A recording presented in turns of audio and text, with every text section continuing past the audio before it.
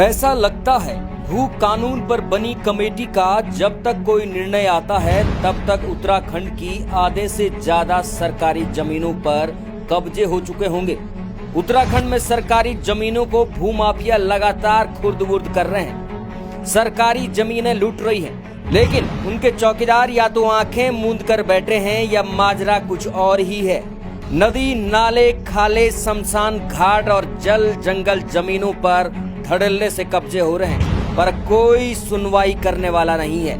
राजधानी देहरादून के बाद सबसे तेजी से पौड़ी गढ़वाल के लैंसडाउन दुगड्डा मोटर मार्ग पर आजकल सरकारी जमीनों पर कब्जे का खेल चल रहा है। जब पहाड़ टीवी ने इसकी पड़ताल की तो कई चौंकाने वाले खुलासे सामने आए।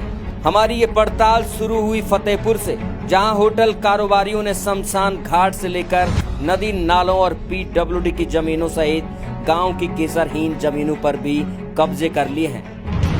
सर, इसमें शासन प्रशासन को बहुत बार से हम लोगों ने अवगत करवा रखा है। फतेहपुर से लेके डेरेखाल से लेके सिसरली तक कई जगह है जहाँ से बाहर के भूमाफिया, बड़े बड़े इंडस्ट्रियल वाले, होटल वाले एक नाली दो नाली ले रहे, लेकिन अवैध कब्जा हो रहा है। इसमें हमारे यहाँ भी है ग्राम पंचायत जलेता में, मैं वहाँ से प्रधान हूँ।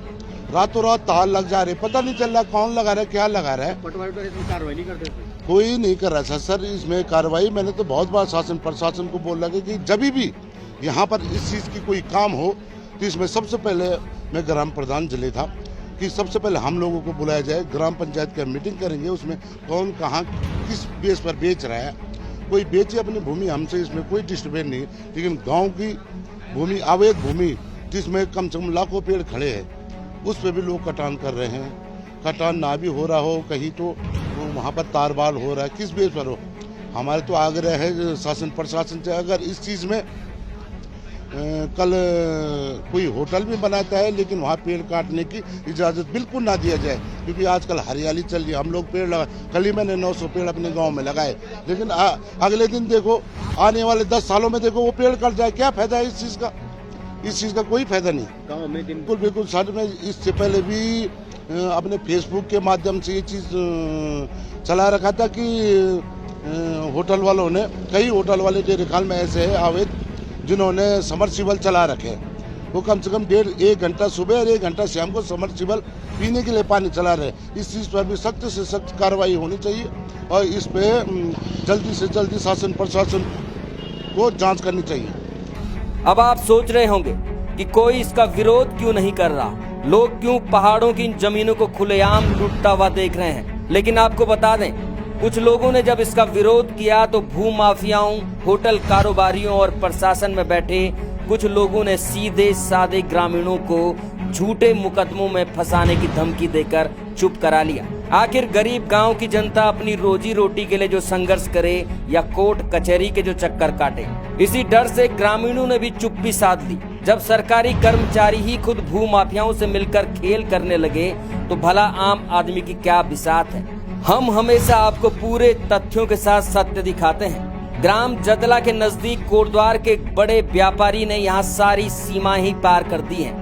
सड़क से 800 मीटर दूर अपने होटल के लिए सरकारी जमीन पर ही पक्की सड़क बना दी है।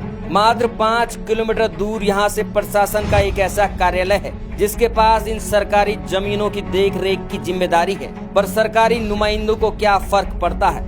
इन जैसे कर्मचारियों की बला से पूरा उत्तराखंड ही लुट जाए, इनकी तो पहली तारीख को तनख्वाह आनी ही है। वहीं आपको अब आगे की खबर में जानकर और भी ज्यादा हैरानी होगी।